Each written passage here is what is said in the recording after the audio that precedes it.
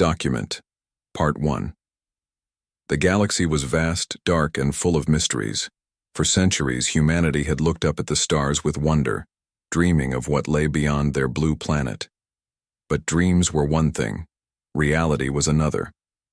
Humanity's journey into space began slowly, cautiously, as nations worked together to explore nearby planets and moons. They built ships, launched probes, and mapped distant systems, all while hoping they wouldn't find anything dangerous out there. But danger came anyway. It arrived in the form of the Vorthak Dominion, an alien empire that had conquered countless worlds across the stars. The Vorthak were not explorers or scientists, they were conquerors. Their massive warships traveled from system to system, demanding surrender from any civilizations they encountered.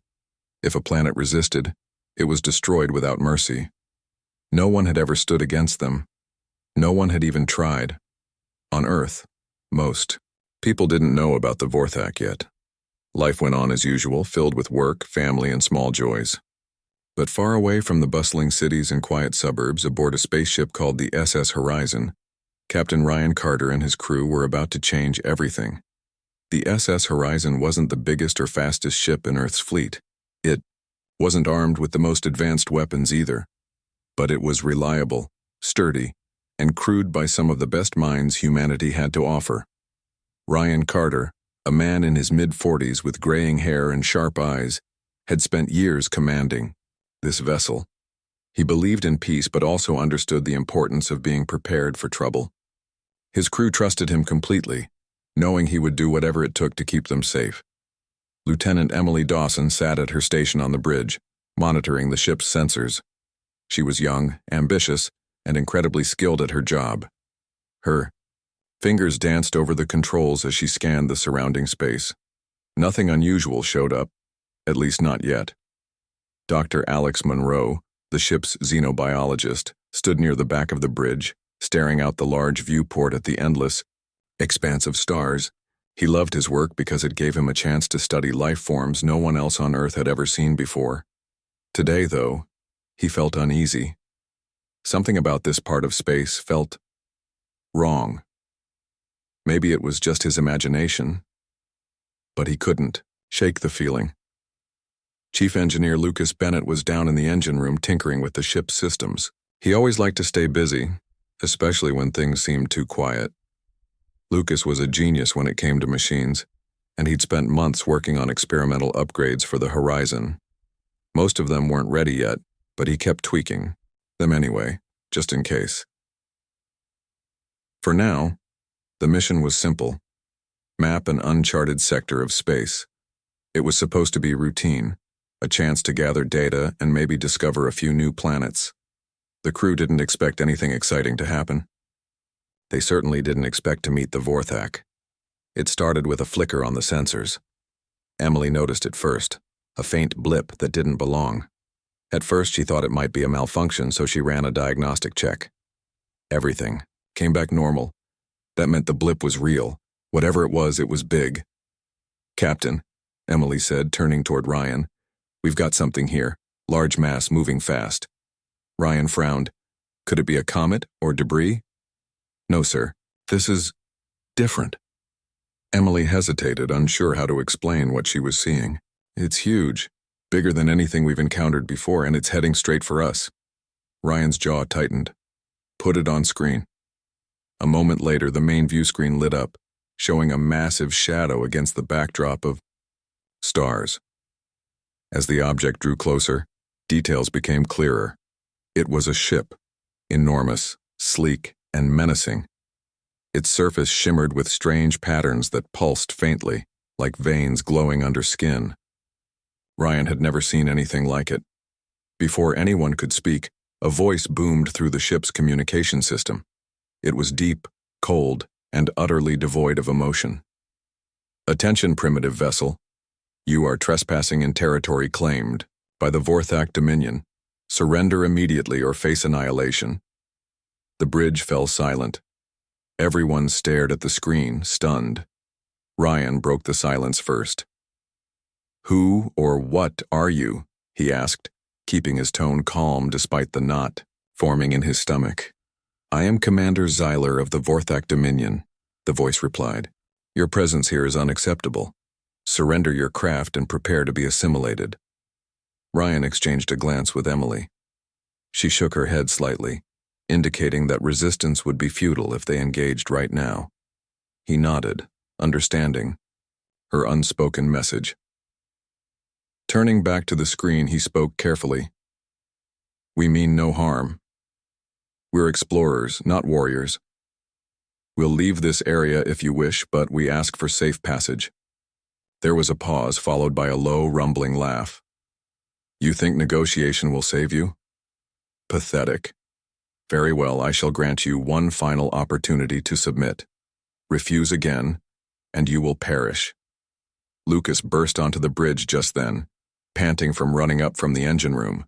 Captain, I heard the transmission. What do we do? Ryan raised a hand to silence him. Then he addressed Xyler. We won't surrender, but we're willing to talk. There's no need for violence. Xyler's response was immediate and violent. A bolt of energy shot past the horizon, narrowly missing it. Alarms blared as the ship rocked slightly from the shockwave. Emily gripped her console tightly, trying to steady herself. That was a warning, Xyler growled. Surrender now, or the next strike will destroy you. Ryan clenched his fists but forced himself to remain composed. He turned to his crew. Emily, can we outrun them? She shook her head. Their engines are faster, we can't escape. What about fighting back? Lucas asked, already thinking about the modifications he'd been working on. We don't have enough firepower, Emily said grimly. If we engage, we'll lose. Alex, who had been silent until now, finally spoke up. Maybe there's another way. If we can analyze their technology, we might find a weakness. Ryan nodded slowly. Do it. Everyone, focus on staying alive. We'll figure this out. As the crew scrambled to execute his orders, Ryan faced the viewscreen once more. The Vorthak ship loomed larger than ever, its glowing patterns pulsing ominously. For the first time in his life, Ryan felt truly afraid, not for himself but for his crew and for humanity. If they failed here, Earth would be next. Little did he know, the SS Horizon was about to make history. Document. Part 3. The asteroid field was a chaotic maze of jagged rocks and swirling debris. The SS Horizon darted between the massive boulders, its engines screaming as Emily pushed the ship to its limits. Behind them, the Vorthak warship followed, firing relentlessly. Energy beams sliced through the void, striking nearby asteroids and sending shards of rock spiraling into space. Ryan stood on the bridge, gripping the railing tightly as the ship rocked violently from near misses. Emily, keep us moving, he shouted over the noise. Don't let them get a clean shot. I'm trying, Captain, Emily responded, her voice strained but determined. Her hands moved quickly over the controls, adjusting their course to avoid incoming fire. The asteroids provided some cover, but the Vorthak's weapons were powerful enough to vaporize smaller rocks entirely. Every explosion sent shockwaves, rippling through the area, making navigation even more difficult. Lucas was back in the engine room monitoring the ship's systems. The modifications he'd made to the plasma cannons had worked better than expected, but the stress of battle was taking its toll. Alarms blared as overheating components threatened to fail. We're pushing the engines too hard, he called, out to Ryan over the intercom. If we don't ease off soon, we'll lose power completely. Not yet, Ryan replied firmly. Hold it together, Lucas. Just a little longer. Alex Monroe sat at his station, analyzing data from the earlier hit they'd scored on the Vorthak ship. He zoomed in on the damaged section, studying the readings carefully. Captain, he said suddenly, excitement breaking through his usually calm demeanor. I think we hurt them more than we realized. That weak point, it's close to one of their main reactors. If we can hit it again, we might disable their entire ship. Ryan turned to him, his eyes narrowing. Are you sure? Reasonably sure, Alex admitted. But it's risky. We'd have to get closer, and that means exposing ourselves to their fire. Ryan didn't hesitate. Do it. Emily, adjust our trajectory. Bring us within range of that reactor. Aye, sir. Emily replied, already plotting the new course. She knew how dangerous this maneuver would be, but she trusted Ryan's judgment. Besides, staying hidden among the asteroids wasn't going to win the fight. They needed to strike. Decisively. And soon. As the horizon emerged from behind a large asteroid, the Vorthak ship loomed ahead, its glowing patterns pulsing ominously. Siler's voice crackled over the comms once more. You persist in your futile resistance. This ends now. Ryan ignored him, focusing instead on the task at hand. Weapons ready? He asked. Ready, Lucas confirmed. Plasma cannons are charged and locked on target. Fire when ready, Ryan ordered. The horizon unleashed another volley of plasma bursts, aiming directly at the weak point Alex had identified. One beam struck true, piercing the Vorthak ship's shielding and hitting the exposed reactor. A brilliant flash of light erupted from the impact site, followed by a series of secondary explosions that rippled across the alien vessel's hull. Yes, Emily exclaimed, punching the air in triumph. We got them! But the celebration was short-lived. The Vorthak ship wasn't destroyed. Yet. Though heavily damaged, it continued to fire back, its attacks growing wilder and less precise. Sparks flew across the horizon's bridge as another blast grazed their shields, causing several consoles to short-circuit. Shields are down to 30%, Emily warned, her voice rising with urgency. We can't take another direct hit like that. Ryan clenched his jaw. They were running out of time. Lucas, status report, he barked. The engines are overheating, Captain, Lucas replied, sweat dripping from his brow as he worked frantically to stabilize the systems. If we push them any harder, we risk blowing the whole drive core. Ryan glanced at the view screen, where the crippled Vorthak ship still floated menacingly. It was clear the aliens weren't giving up even in their weakened state. He needed a plan, and fast. Alex, any ideas? He asked. Alex hesitated, then nodded slowly. There's one thing we could try.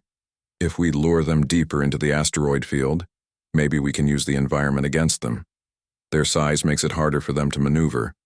A well-placed asteroid collision could finish them off. Ryan considered the suggestion. It was risky, but it might work. Emily, can you pull it off? She bit her lip, calculating the odds in her head. I can try, but it's going to be close. Their weapons are still operational, and if they anticipate what we're doing, then don't give them a chance to anticipate, Ryan interrupted. Make it look like we're retreating. Draw them in. Understood, Emily said, her fingers flying over the controls. She adjusted the horizon's course, steering it toward a dense cluster of asteroids. The Vorthak ship followed, its movements slower and clumsier due to its bulk, as they entered the heart of the asteroid field.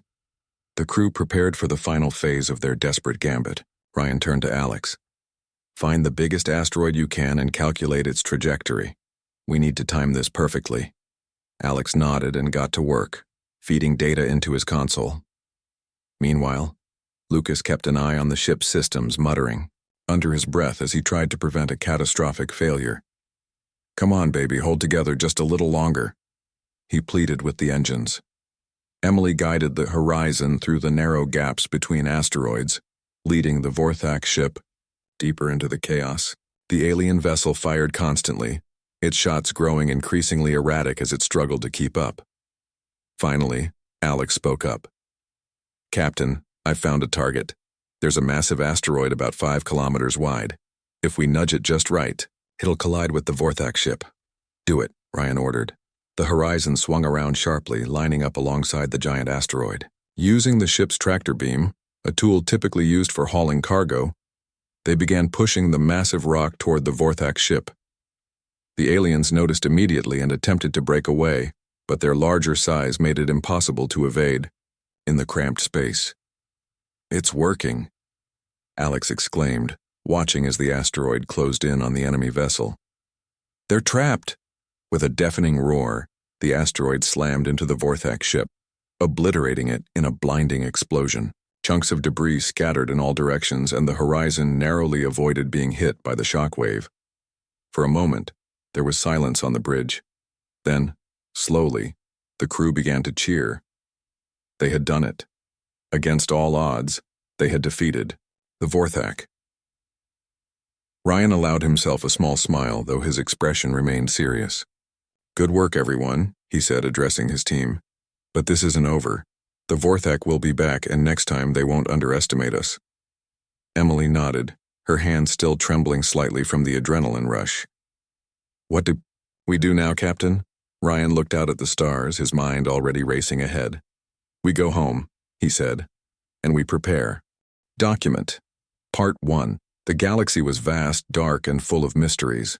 For centuries, humanity had looked up at the stars with wonder, dreaming of what lay beyond their blue planet. But dreams were one thing, reality was another. Humanity's journey into space began slowly, cautiously, as nations worked together to explore nearby planets and moons. They built ships, launched probes, and mapped distant systems, all while hoping they wouldn't find anything dangerous out there. But danger came anyway. It arrived in the form of the Vorthak Dominion, an alien empire that had conquered countless worlds across the stars. The Vorthak were not explorers or scientists. They were conquerors. Their massive warships traveled from system to system, demanding surrender from any civilizations they encountered. If a planet resisted, it was destroyed without mercy. No one had ever stood against them. No one had even tried. On Earth, most people didn't know about the Vorthak yet. Life went on as usual, filled with work, family, and small joys. But far away from the bustling cities and quiet suburbs, aboard a spaceship called the SS Horizon, Captain Ryan Carter and his crew were about to change everything. The SS Horizon wasn't the biggest or fastest ship in Earth's fleet. It wasn't armed with the most advanced weapons either.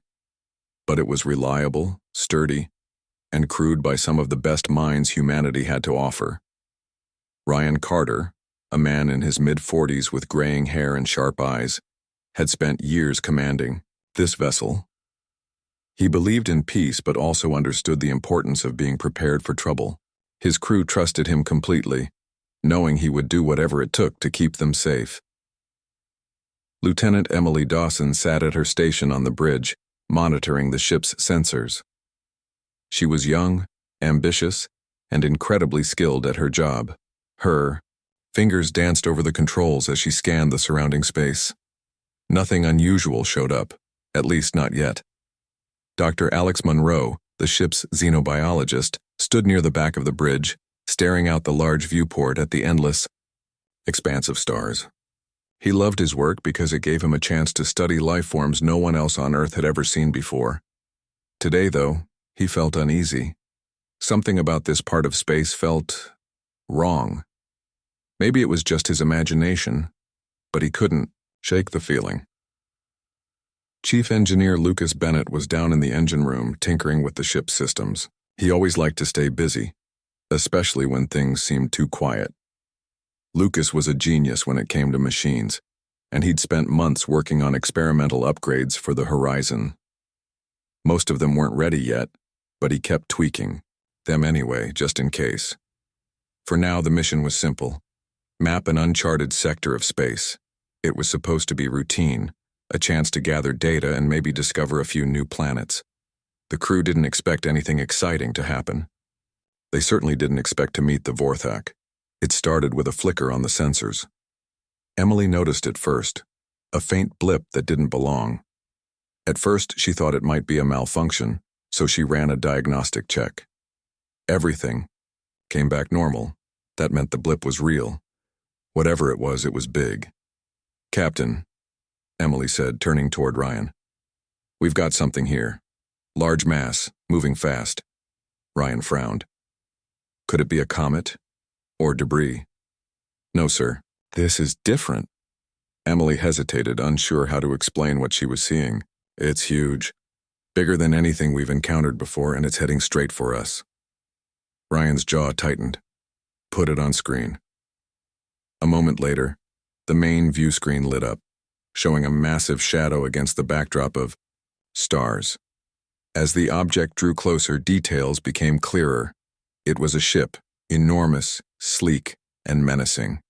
Its surface shimmered with strange patterns that pulsed faintly, like veins glowing under skin. Ryan had never seen anything like it. Before anyone could speak, a voice boomed through the ship's communication system. It was deep, cold, and utterly devoid of emotion. "Attention, primitive vessel.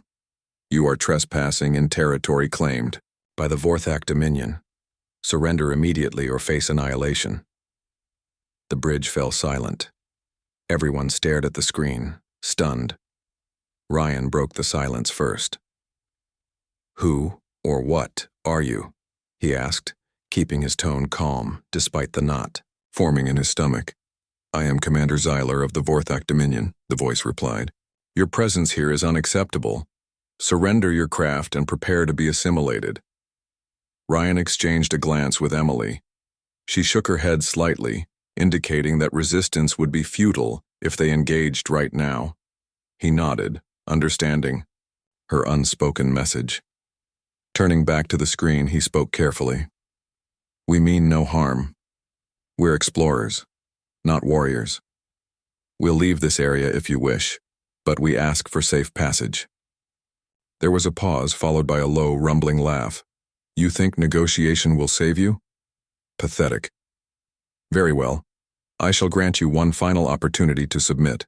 Refuse again, and you will perish." Lucas burst onto the bridge just then, panting from running up from the engine room. "Captain, I heard the transmission. What do we do?" Ryan raised a hand to silence him. Then he addressed Xyler. "We won't surrender, but we're willing to talk. There's no need for violence." Xylar's response was immediate and violent. A bolt of energy shot past the horizon, narrowly missing it. Alarms blared as the ship rocked slightly from the shockwave. Emily gripped her console tightly, trying to steady herself. "That was a warning," Xyler growled. "Surrender now, or the next strike will destroy you." Ryan clenched his fists but forced himself to remain composed. He turned to his crew. "Emily, can we outrun them?" She shook her head. "Their engines are faster, we can't escape." "What about fighting back?" Lucas asked, already thinking about the modifications he'd been working on.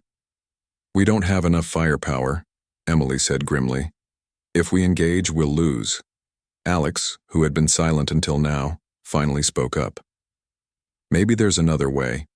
If we can analyze their technology, we might find a weakness." Ryan nodded slowly. "Do it. Everyone, focus on staying alive. We'll figure this out." As the crew scrambled to execute his orders, Ryan faced the viewscreen once more.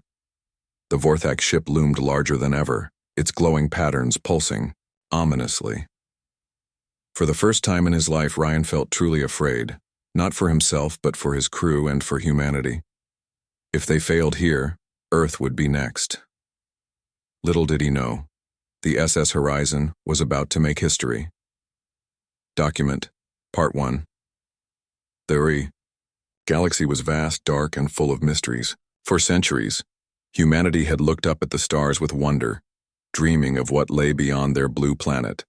But dreams were one thing, reality was another. Humanity's journey into space began slowly, cautiously, as nations worked together to explore nearby planets and moons. They built ships, launched probes, and mapped distant systems, all while hoping they wouldn't find anything dangerous out there. But danger came anyway. It arrived in the form of the Vorthak Dominion, an alien empire that had conquered countless worlds across the stars. The Vorthak were not explorers or scientists. They were conquerors. Their massive warships traveled from system to system, demanding surrender from any civilizations they encountered. If a planet resisted, it was destroyed without mercy. No one had ever stood against them. No one had even tried. On Earth, most people didn't know about the Vorthak yet. Life went on as usual, filled with work, family, and small joys. But far away from the bustling cities and quiet suburbs, aboard a spaceship called the SS Horizon, Captain Ryan Carter and his crew were about to change everything. The SS Horizon wasn't the biggest or fastest ship in Earth's fleet. It wasn't armed with the most advanced weapons either. But it was reliable, sturdy, and crewed by some of the best minds humanity had to offer. Ryan Carter, a man in his mid-40s with graying hair and sharp eyes, had spent years commanding this vessel. He believed in peace but also understood the importance of being prepared for trouble. His crew trusted him completely, knowing he would do whatever it took to keep them safe. Lieutenant Emily Dawson sat at her station on the bridge, monitoring the ship's sensors. She was young, ambitious, and incredibly skilled at her job. Her fingers danced over the controls as she scanned the surrounding space. Nothing unusual showed up, at least not yet. Dr. Alex Monroe, the ship's xenobiologist, stood near the back of the bridge, staring out the large viewport at the endless expanse of stars. He loved his work because it gave him a chance to study life forms no one else on Earth had ever seen before. Today, though, he felt uneasy. Something about this part of space felt wrong. Maybe it was just his imagination, but he couldn't shake the feeling. Chief Engineer Lucas Bennett was down in the engine room tinkering with the ship's systems. He always liked to stay busy, especially when things seemed too quiet. Lucas was a genius when it came to machines, and he'd spent months working on experimental upgrades for the Horizon. Most of them weren't ready yet, but he kept tweaking them anyway, just in case. For now, the mission was simple: map an uncharted sector of space. It was supposed to be routine, a chance to gather data and maybe discover a few new planets. The crew didn't expect anything exciting to happen. They certainly didn't expect to meet the Vorthak. It started with a flicker on the sensors. Emily noticed it first, a faint blip that didn't belong. At first, she thought it might be a malfunction, so she ran a diagnostic check. Everything came back normal. That meant the blip was real. Whatever it was big. Document, Part 4. The SS Horizon drifted silently in the aftermath of the battle, its crew still trying to process what had just happened. The Vorthak ship was gone, reduced to nothing more than floating debris and glowing embers that slowly faded into the darkness of space. For the first time in what felt like hours, there was no immediate threat looming over them. But the silence wasn't comforting. It was heavy, filled with questions about what came next. Ryan Carter stood on the bridge, staring out at the wreckage through the viewport. His hands rested on the railing, his knuckles white from gripping it too tightly. He knew they couldn't afford to relax yet. Even though they had destroyed the Vorthak ship, he doubted this victory would go unnoticed. The Dominion wouldn't take the loss lightly. They were conquerors by nature, and their pride wouldn't allow such an insult to go unanswered. "Captain," Emily Dawson said softly, breaking the silence. "What's our status?" Ryan turned to her, his expression grim. "Report." Emily glanced down at her console, reading off the data. "Shields are at 15%. Engines are overheating, but Lucas says he can keep them stable for now. Life support is holding steady, but several systems are offline. We're lucky we didn't lose more." "We're not out of this yet," Ryan replied.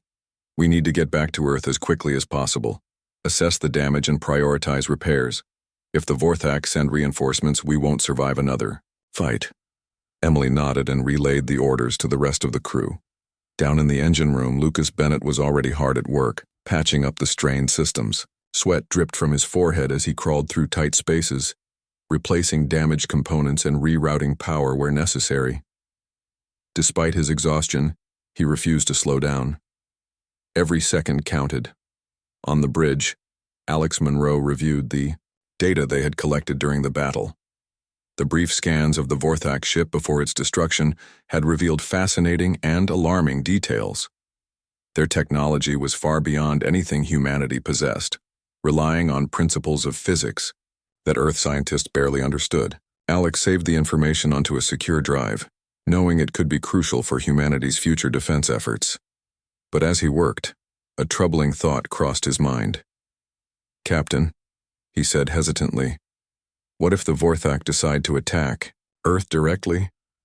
We've shown them we're capable of fighting back, but they'll see us as a threat now. They might not stop until they've wiped us out completely." Ryan sighed. He had been thinking the same thing. "That's why we need to warn Earth. They have to prepare for the worst. If we can share what we've learned about the Vorthak, their weaknesses, their tactics, we might stand a chance." Alex nodded, though his face remained troubled. I just hope it's enough. The journey back to Earth was tense and exhausting.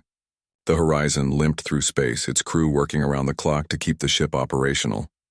Repairs were slow and difficult, made worse by the lack of spare parts.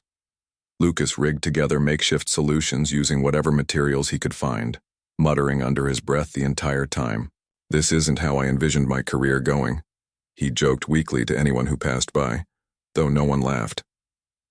Meanwhile, Emily plotted the fastest route home, taking care to avoid any potential threats along the way. She monitored the sensors, constantly, half expecting another Vorthak ship to appear at any moment. So far, the path was clear, but the uncertainty weighed heavily on everyone. Ryan spent much of his time pacing the bridge, lost in thought. He replayed the battle in his mind, analyzing every decision he'd made. Had they done the right thing? Could they have avoided conflict entirely? These questions haunted him, but deep down, he knew there had been no other choice. The Vorthak hadn't given them the option to surrender peacefully. They had come to conquer, and humanity had fought back, not just for survival but for dignity. As the days passed, the crew began to feel a glimmer of hope. Earth grew closer with each passing hour, visible as a faint blue dot against the endless blackness of space. For the first time since encountering the Vorthak, they allowed themselves to believe they might actually make it home alive. When the SS Horizon finally entered Earth's orbit, the sight of their home planet brought tears to some of the crew's eyes. It looked so small and fragile compared to the vastness of space, yet it was everything they had fought for. Ryan contacted ground control, requesting permission to dock at the nearest orbital station. His transmission included a summary of their encounter with the Vorthak, though he knew the full story would require a formal debriefing. News of the Horizon's return spread quickly. By the time the ship landed, government officials, military leaders, and scientists were waiting to meet them. The crew disembarked to a mix of cheers and somber expressions. Humanity had scored a remarkable victory, but the cost of that victory was clear. The Horizon was battered and scarred, a testament to the danger they had faced. Ryan addressed the gathered crowd, his voice steady despite his fatigue. "We did what we had to do," he said simply. "But this isn't over. The Vorthak will come again, and when they do, we need to be ready." His words sent a ripple through the crowd. Some people looked frightened, others determined. Whatever fear they felt was tempered by pride in the crew of the Horizon, who had stood up to an unbeatable enemy and lived to tell the tale. In the days that followed, the crew became celebrities, hailed as heroes across the globe. Interviews, ceremonies, and speeches filled their schedules, but Ryan insisted they stay focused on the bigger picture. "We don't have time for celebrations," he told his team. "Every moment we waste gives the Vorthak more time to prepare." Together they worked with Earth's top scientists and engineers to analyze the data they had gathered. Alex presented his findings on the Vorthak's technology, highlighting both its strengths and vulnerabilities. Lucas collaborated with teams of mechanics to develop new weapons and defenses based on the modifications he had made during the battle. Emily shared strategies for evading and countering the Vorthak's superior firepower. The world listened. Governments set aside their differences, pooling resources and knowledge to create a unified defense force. New ships were designed, incorporating lessons learned from the Horizon's encounter. Training programs were established to prepare pilots and soldiers for interstellar combat. Humanity was no longer content to explore the stars. They were preparing to defend them. For Ryan and his crew, the sense of accomplishment was bittersweet. They had proven that humanity could stand against even the most powerful enemies, but they also knew the road ahead would be long and difficult.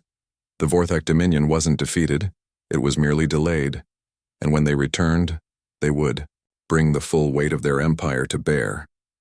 As Ryan stood on the observation deck of the orbital station, looking out at the stars, he felt a mix of emotions. Pride, fear, determination, all swirling together in a storm of thoughts. He didn't know what the future held, but one thing was certain: humanity would face it head-on. united and unyielding. And somewhere out there, among the countless galaxies, the Vorthak were watching, waiting, planning. The war had only just begun.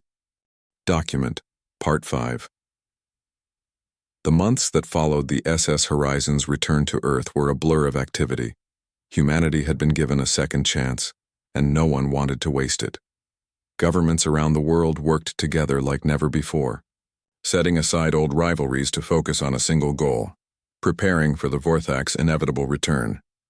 The United Earth Defense Force, UEDF, was formed, bringing together scientists, engineers, soldiers, and strategists under one banner. It was a massive undertaking, but fear and hope drove everyone forward. Ryan Carter found himself at the center of it all. Promoted to admiral, he became the face of humanity's resistance against the Vorthak. His calm demeanor and steady leadership inspired confidence in those around him, even as the enormity of their task loomed over them. He spent long hours in meetings, reviewing plans for new ships, weapons, and defensive strategies. But despite his busy schedule, Ryan made time to check in with his crew, the people who had stood by him during the battle.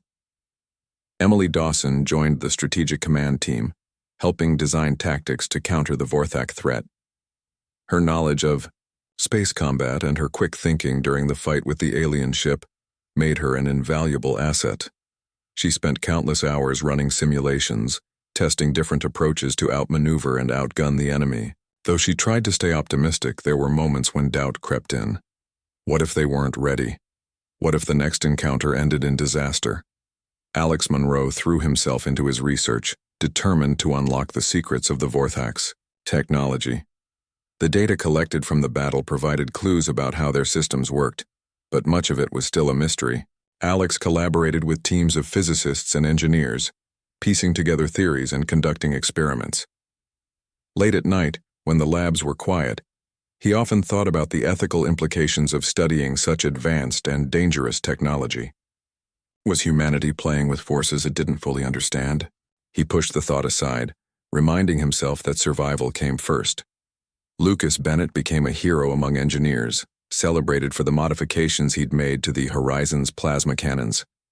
Now, he led a team tasked with upgrading Earth's fleet using similar principles.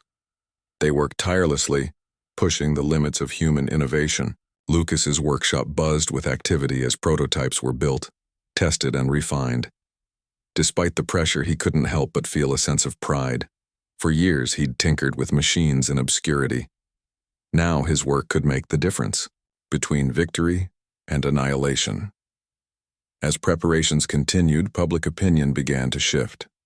At first, the story of the SS Horizon had united humanity, sparking a wave of patriotism and determination. People rallied behind the idea of defending Earth, donating resources, volunteering for service, and supporting the UEDF in any way they could. But as time went on, cracks started to form. Some argued that provoking the Vorthak further was a mistake. Why not hide, they said. If we stay quiet, maybe they'll leave us alone. Others pointed out that Earth's defenses were still weak compared to what the Vorthak might bring next. What happens if they send 10 ships? 100? We can't win this war. These voices grew louder, especially after false alarms caused panic in cities across the globe. Every unexplained signal or unidentified object in the sky was assumed to be the Vorthak returning.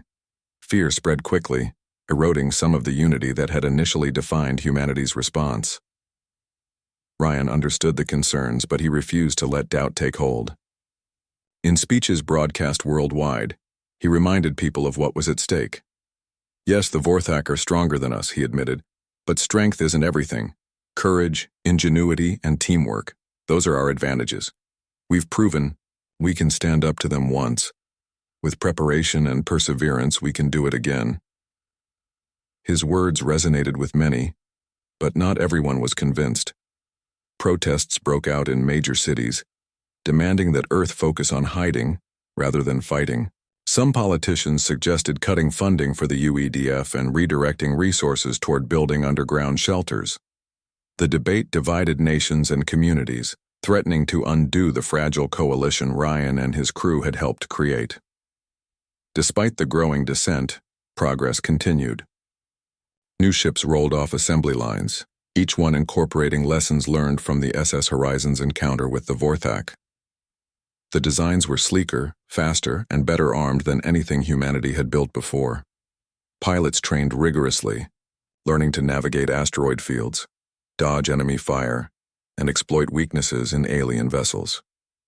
Scientists developed new materials to reinforce hulls and shields, making the ships more resilient in battle.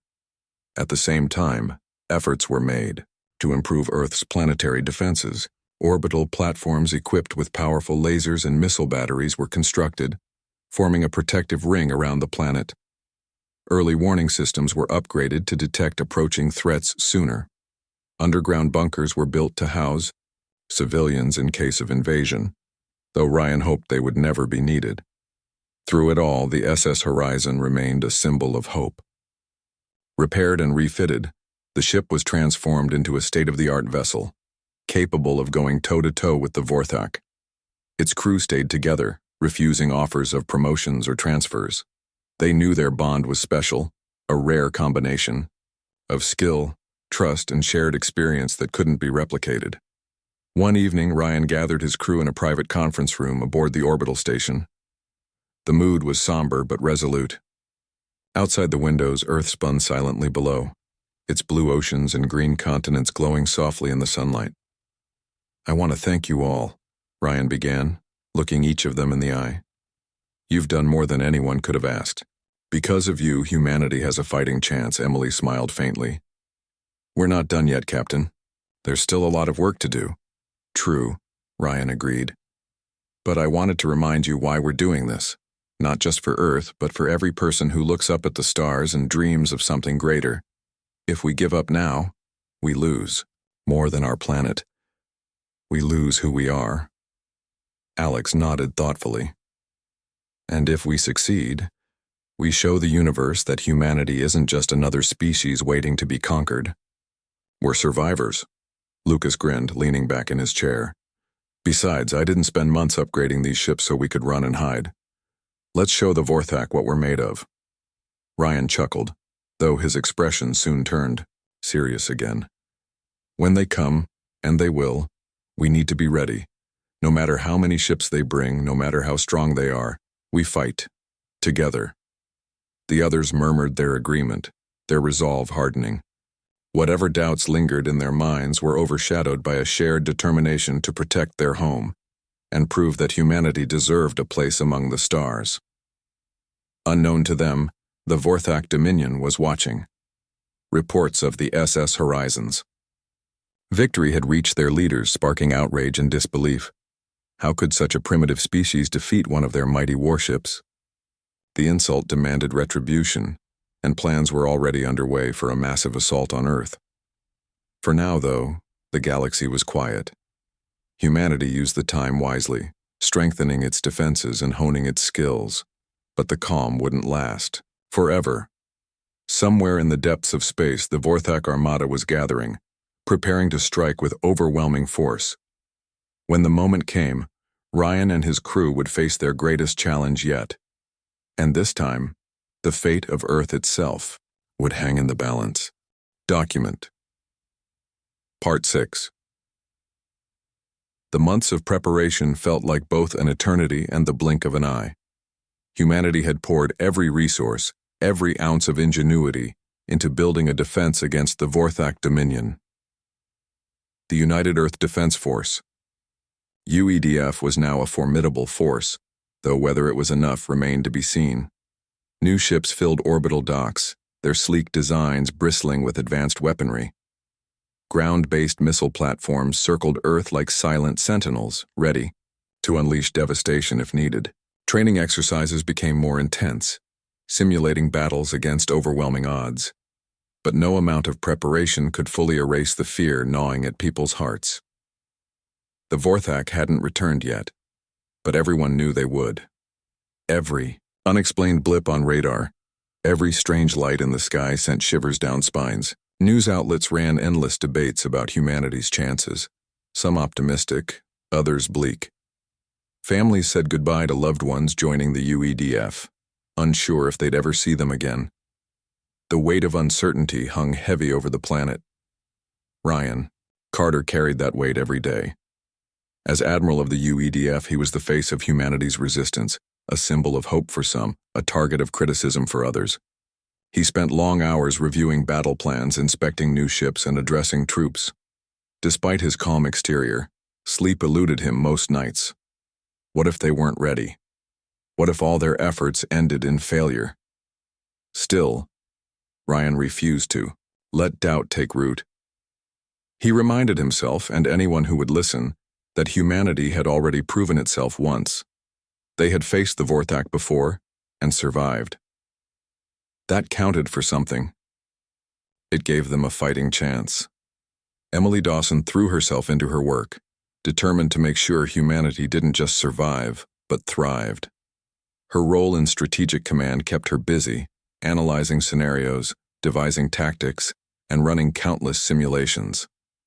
She worked closely with pilots, teaching them how to exploit the weaknesses Alex Monroe had identified in Vorthak technology. Emily's sharp mind and quick reflexes made her an invaluable asset, but the stress began to show. Dark circles formed under her eyes, and she rarely left the command center. One evening, as she stared at yet another simulation map, Lucas walked in carrying 2 cups of coffee. "You look like you need this," he said, handing her one.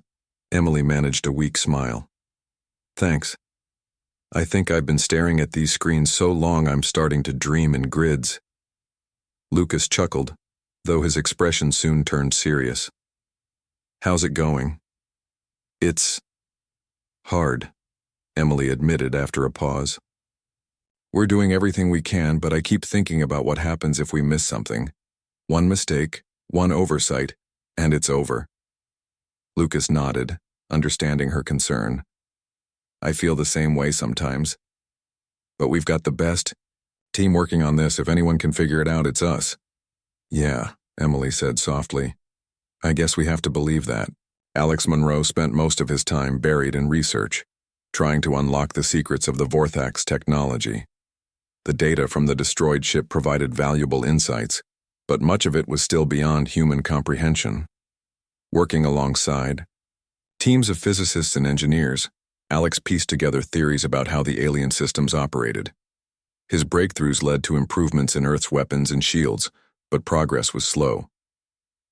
Late at night, when the lab was quiet, Alex often thought about the Vorthak themselves. What were they like? Were they driven solely by conquest, or did they have other motivations? Did they even consider humans worthy opponents, or were they simply pests to be exterminated? These questions haunted him, not because he sympathized with the aliens, but because understanding them might reveal a weakness humanity could exploit. One morning, Alex presented his latest findings to Ryan and the leadership team. "Their energy systems are incredibly efficient," he explained, pointing to diagrams on the screen. "They use a form of quantum entanglement to distribute power across their ships. If we can disrupt that process, even temporarily, it could cripple their vessels." Ryan leaned forward, intrigued. "Can we do it?" "We're close," Alex replied. "But it'll require precise targeting, and we'll only get one shot." "That's better than nothing," Ryan said firmly. "Keep working on it." As the days passed, tensions grew. False alarms triggered evacuations in several cities, causing chaos and panic. Protesters clashed with supporters of the UEDF, arguing over whether humanity should fight or hide. Some nations began hoarding resources, fearing the worst. The unity that had initially defined Earth's response to the Vorthak threat started to fracture. Despite the discord, the UEDF pressed on, pilots trained tirelessly, mastering maneuvers designed to evade and counter the Vorthak's superior firepower. Engineers worked around the clock, upgrading ships and testing new technologies. Civilians volunteered in droves, eager to contribute however they could. Humanity was preparing for war, not just militarily, but mentally and emotionally. Then, one fateful morning, the alarm sounded. It started with a faint signal detected by deep space sensors. At first, analysts dismissed it as cosmic noise, but further investigation revealed something far more sinister. A massive fleet of Vorthak ships was approaching Earth. Dozens of vessels, each larger than the one the SS Horizon had defeated, were en route, their glowing patterns visible even from millions of miles away.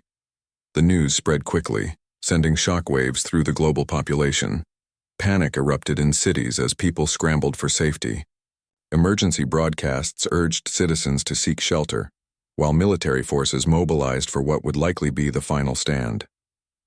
Ryan gathered his crew aboard the SS Horizon, which had been upgraded and refitted into a state-of-the-art warship. The bridge hummed with activity as preparations reached a fever pitch. Everyone knew this was it, the moment they had been training for. "Here's the situation," Ryan said, addressing his team. "The Vorthak are coming with everything they've got. Our job is to hold them off long enough for Earth's defenses to engage. We won't win this alone, but we can buy time." Emily nodded, her hands flying over the controls as she plotted potential engagement zones. Alex reviewed the data on the Vorthak's energy systems, ensuring the crew understood how to exploit their weaknesses. Lucas double-checked the ship's systems, muttering reassurances to himself as he worked. When the Vorthak fleet finally entered Earth's orbit, the sight was terrifying. Their ships dwarfed anything humanity had built, their sheer numbers blocking out the stars. Energy beams lashed out, striking orbital platforms and disabling satellites. Chaos reigned as humanity's outer defenses crumbled under the assault. But the UEDF wasn't backing down. Squadrons of ships surged forward, engaging the Vorthak head-on. Explosions lit up the void as plasma cannons fired, missiles streaked through space, and fighters darted between enemy vessels. The battle was chaotic and brutal, but humanity fought with everything they had. At the heart of the conflict was the SS Horizon. Ryan led his crew with unwavering determination, guiding the ship through the chaos with precision and skill. Emily coordinated evasive maneuvers, keeping them alive despite overwhelming odds. Alex monitored the sensors, identifying targets and relaying critical information to the rest of the fleet. Lucas stayed glued to the engine room, making sure the ship kept running no matter what. For hours, the battle raged. Humanity suffered heavy losses, but they refused to give up. Slowly, painfully, they began to turn the tide. Using the tactics Emily had devised and the vulnerabilities Alex had uncovered, they targeted key sections of the Vorthak ships, disabling engines and disrupting power systems. Finally, as dawn broke over Earth, the Vorthak fleet began to retreat. Their numbers were decimated, their formations broken. Though battered and bruised, humanity had held its ground. On the bridge of the SS Horizon, the crew exchanged exhausted smiles. They had done the impossible, not once, but twice. But Ryan knew the war wasn't over. This victory was just the beginning. And somewhere in the depths of space, the Vorthak were regrouping, vowing to return stronger than ever. Document Part 7. The battle was over, but the cost weighed heavily on everyone. The skies above Earth were littered with debris, shattered ships, floating wreckage, and silent remnants of both human and Vorthak vessels. Smoke rose from damaged orbital platforms, and emergency teams worked tirelessly to repair critical systems before another attack came.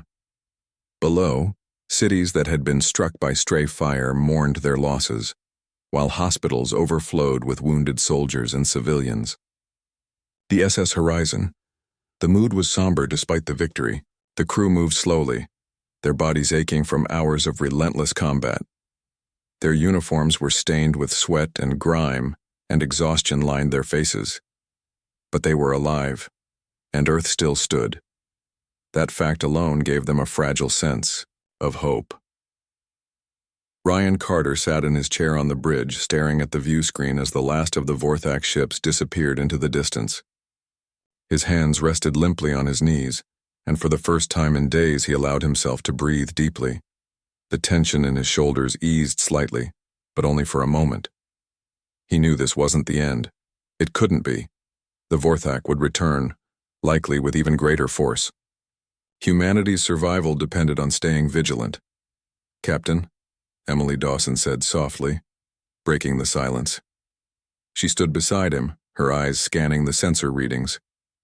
We've accounted for all remaining enemy ships. They're retreating. Ryan nodded without looking up. Good work, Lieutenant. Let's make sure we don't lose track of them. Emily hesitated, then added, Sir? We did it. We held them off. We survived. Ryan corrected her, finally meeting her gaze. His voice was calm but firm. But surviving isn't winning. Not yet. Emily didn't argue. She understood what he meant. This battle might have been a victory, but it was just one step in a much larger war. As she returned to her station, she couldn't shake the image of the destruction they had witnessed. The lives lost, the sacrifices made. For every ship destroyed, there were families back home who would never see their loved ones again. In the engine room, Lucas Bennett leaned against a wall, wiping grease from his hands with a rag. His team had done miracles during the fight, keeping the Horizon operational despite heavy damage. Now, as the adrenaline faded, the reality of what they had endured began to sink in. Around him, engineers worked quietly, patching cracks in the hull and replacing burned-out components. You okay? You dee? Asked one of the younger mechanics, noticing Lucas's distant expression. Lucas forced a smile. Yeah. Just thinking about how close we came to losing everything. The mechanic nodded grimly. If it weren't for you and your upgrades, we wouldn't have made it. Don't give me all the credit, Lucas replied. It was a team effort, everyone played their part. Still, he couldn't help but feel a pang of guilt. For every system he had saved, there were others he hadn't been able to fix in time. Lives had been lost because of failures he couldn't prevent. He pushed the thought aside, focusing instead on the repairs that still needed to be done. There was no time for regret, not when the next battle could come at any moment. Alex Monroe sat in the science lab, surrounded by data screens and scattered notes. After the battle, he had immediately begun analyzing the wreckage left behind by the Vorthax ships. Each fragment of alien technology offered clues about their design, their weaknesses, and their strategy. Alex's mind raced as he pieced together patterns, searching for anything that could give humanity an edge in future encounters. But the more he studied, the more daunting the task seemed. The Vorthax technology was far beyond anything humanity had ever encountered. Their energy systems, shield designs, and propulsion methods defied conventional physics. Even with the breakthroughs Alex had already achieved, understanding the full scope of their capabilities felt like trying to solve a puzzle with missing pieces. Dr. Monroe, a young scientist called out, interrupting his thoughts. We've finished cataloging the latest samples. You'll want to see this. Alex followed the scientist to a nearby workstation where images of microscopic circuits and glowing crystals filled the screen. What am I looking at? These are fragments from one of their reactors, the scientist explained. They appear to use some form of quantum entanglement to distribute power across their ships. If we can disrupt that process, we cripple their entire fleet, Alex finished, his voice tinged with excitement. Keep working on it. We need to find a way to weaponize this knowledge. As the scientist nodded and turned back to the data, Alex allowed himself a small smile. Humanity might not have won the war yet, but every discovery brought them closer to evening the odds. Back on Earth, the aftermath of the battle dominated headlines. News outlets broadcast footage of the conflict, showing fiery explosions and heroic acts of bravery. Survivors shared their stories, recounting moments of fear and triumph. Politicians praised the UEDF, calling the victory a turning point in humanity's history. But beneath the celebrations lay a deep uncertainty. Protests continued in major cities, with some groups demanding peace negotiations and others urging immediate evacuation plans. Scientists warned that the Vorthax retreat was temporary. They would regroup and return stronger than before. Military leaders insisted that Earth's defenses needed to be expanded further, even as resources dwindled under the strain of constant preparation. Amid the chaos, Ryan addressed the world in a live broadcast. Standing in front of the United Earth Defense Force headquarters, he spoke with quiet determination. Today we proved that humanity is capable of standing up to even the greatest threats. But our fight is not over.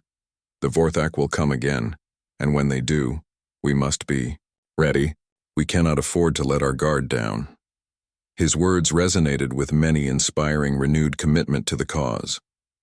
Volunteers poured into recruitment centers, eager to join the UEDF. Factories ramped up production, churning out new ships and weapons at record speeds.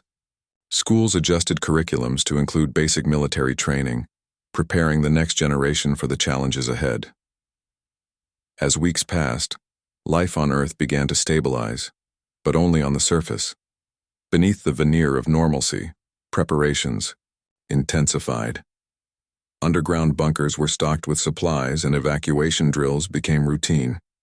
Space stations orbiting Earth were fortified, creating layers of defense to protect the planet. Pilots trained harder than ever, learning from the lessons of the recent battle. Meanwhile, the SS Horizon underwent extensive repairs and upgrades. Its battered hull was replaced with reinforced materials, and its weapon systems were enhanced based on data collected during the fight. By the time it was ready to launch again, the ship was faster, stronger, and more resilient than ever. One evening, Ryan gathered his crew in the mess hall for a rare moment of downtime. The room buzzed with quiet conversation as plates clinked, and laughter echoed faintly. Despite the camaraderie, there was an unspoken understanding among them. They were living on borrowed time. "To the crew of the Horizon," Ryan said, raising a glass. "You've shown the galaxy what humanity is made of. Whatever comes next, we face it together." The others raised their glasses, murmuring agreement. Emily smiled faintly, her eyes reflecting both pride and apprehension. Lucas grinned, though his usual humor was subdued. Alex remained thoughtful, his mind already drifting to the research waiting for him in the lab. As the toast ended, Ryan looked around the table, studying each face. These people had become family to him, not just colleagues or subordinates, but friends who shared his burden and believed in the same cause. Together they had defied impossible odds, and together they would continue to fight. Because somewhere out there, the Vorthak were watching, waiting, planning. And when they returned, humanity would be ready. Document. Part 8. The galaxy was vast and silent, but Earth was no longer quiet. The victory against the Vorthak Armada had given humanity a fragile sense of hope, but it also brought a new reality: war. The United Earth Defense Force, UEDF, worked tirelessly to prepare for the next attack, knowing that the Vorthak would not rest until they achieved their goal. Humanity's survival depended on staying one step ahead. Ryan Carter stood on the bridge of the SS Horizon, staring out at the stars. The ship was fully repaired and upgraded, ready for whatever came next. But Ryan couldn't shake the feeling that time was running out. Every day without an attack felt like borrowed time. He knew the Vorthak were regrouping, rebuilding their forces and planning their revenge. And when they returned, they would bring everything they had. "Captain," Emily Dawson said as she approached him. Her voice was calm, but her eyes betrayed her unease. "We've received reports from deep space probes. There's unusual activity near the edge of our solar system." Ryan turned to face her. "What kind of activity?" "Energy signatures, sir. They match the patterns we've seen from Vorthak ships. It could be reconnaissance or something worse." Ryan clenched his jaw. "Prepare the fleet. If they're testing us, we need to be ready." Emily nodded and relayed the orders. Across Earth's orbital stations, ships powered up their engines and armed their weapons. Pilots strapped into cockpits, their hands gripping controls with practiced precision. Civilians below watched the skies anxiously, waiting for news. In the science lab, Alex Monroe studied the data Emily had sent over. His team had been analyzing the energy signatures for days, trying to understand what they meant. The readings were faint but unmistakable: Vorthak technology. Alex zoomed in on specific patterns, comparing them to the information he had gathered from the previous battles. "They're probing our defenses," Alex muttered to himself, "testing how far we've come since the last fight." He shared his findings with Ryan and the leadership team. "They're cautious," Alex explained. "After the last battle, They know we're not as weak as they thought. They're mapping our systems, looking for weaknesses. Ryan leaned forward, his expression grim. Can we use that to our advantage? Predict their movements? It's possible, Alex replied.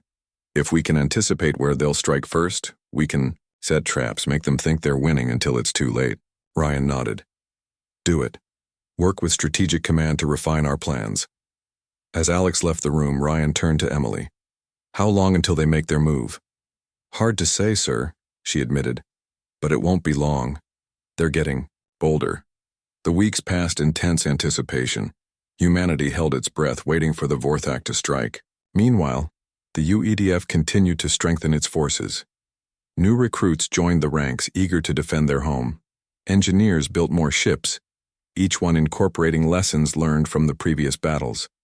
Scientists developed experimental weapons designed to exploit the Vorthak's vulnerabilities. Lucas Bennett spent countless hours in the engine room, fine-tuning the Horizon's systems. He had installed new modifications based on Alex's research, including a prototype weapon capable of disrupting the Vorthak's quantum-based power distribution. It was risky. If it failed, it could destabilize the entire ship. But it might give them the edge they needed. One evening, as Lucas worked late into the night, Ryan entered the engine room. How's it coming? He asked, his tone casual but concerned. Lucas wiped sweat from his brow. It's close, Captain. I just need a little more time. We may not have much of that, Ryan said quietly. The Vorthak are moving closer. We'll need every advantage we can get. Lucas nodded, his determination unwavering. I won't let you down, sir. Finally, the moment came.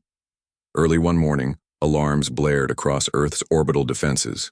The Vorthak had returned, and this time they weren't holding back. A massive fleet descended upon the planet, their ships larger and more numerous than ever before. Energy beams lashed out, targeting orbital platforms and ground-based defenses. Explosions lit up the sky as humanity fought desperately to hold its ground. On the SS Horizon, the crew sprang into action. Ryan gave the order to launch, guiding the ship toward the heart of the conflict. Emily coordinated evasive maneuvers, keeping the vessel alive despite overwhelming odds. Alex monitored the sensors, relaying critical information to the rest of the fleet. Lucas stayed glued to the engine room, ensuring the ship kept running no matter what. The battle was chaotic and brutal. Ships exploded around them, sending debris spiraling through space. Fighters darted between enemy vessels, firing missiles and plasma bursts.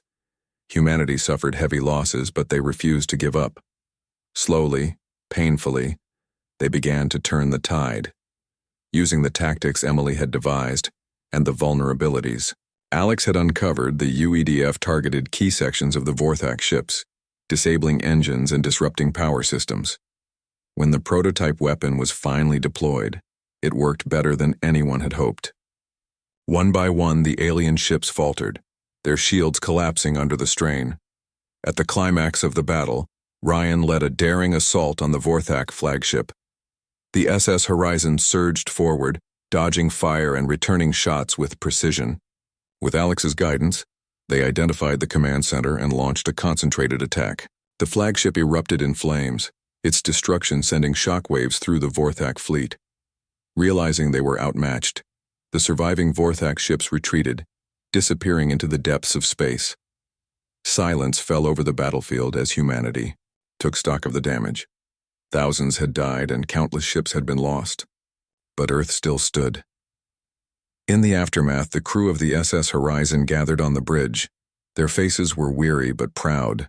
They had faced impossible odds and prevailed, not once, but twice. Ryan addressed them, his voice steady despite the exhaustion in his eyes. You've done something extraordinary, he said. You've shown the galaxy that humanity isn't just another species waiting to be conquered. We're survivors, fighters, explorers. Emily smiled faintly. Does this mean it's over, sir? Ryan shook his head. No. This is just the beginning. The Vorthak will regroup, and other threats may emerge. But we've proven that we can stand toe-to-toe with even the greatest powers in the universe. Alex nodded thoughtfully. And now we know we're capable of more than we ever imagined. Lucas grinned. though his usual humor was subdued. "Guess we'd better keep building bigger guns, huh?" The crew chuckled softly, finding solace in the moment of camaraderie. They knew the road ahead would be difficult, but they also knew they weren't alone. Together, they had faced the unimaginable, and together they would continue to protect their home.